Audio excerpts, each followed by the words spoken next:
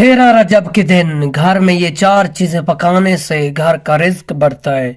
मेरे प्यारे दोस्तों, वीडियो को आखिर तक जरूर देखना। परेशानियों से घर दूर हो जाती है।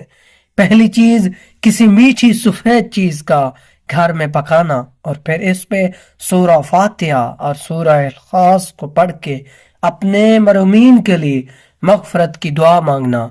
इसके घर की तरह पूरा साल रिज्क में फरमानी होती है।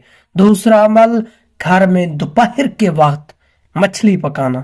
इससे घर में तमाम नजर हसद के असरात फौरन खत्म होते हैं और घर के मुर्दों की रिज्क में अल्लाह की करम से फरमानी होती है। और घर में सब्जी पकाना, ये एक ऐसा अमल है जो घर में तमाम इख्तलाफात को खत्म करता है। जिस घर में मियाँ बीवी लड़ते हैं, वो कोशिश करके अपने घर में 13 रजब के दिन सब्जी पकाए। अल्लाह सुब्हान ताला की करम से इनके घर में आने वाला पूरा साल अमन व मोहब्बत रहेगा। और चौथी चीज, घर में गोश्त पकाना और गोश्त का थोड़ा सा हिस्सा किसी मुस्तहिक को देना।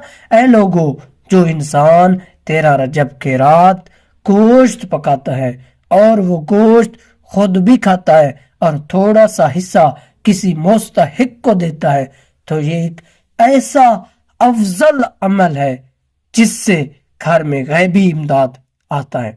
अल्लाह सुब्हान ताला तमाम परेशानियों को खत्म कर देता है और अल्लाह सुब्हान ताला इस घर में रहने वाले की तमाम दुआएं फौरन कबूल कर दे।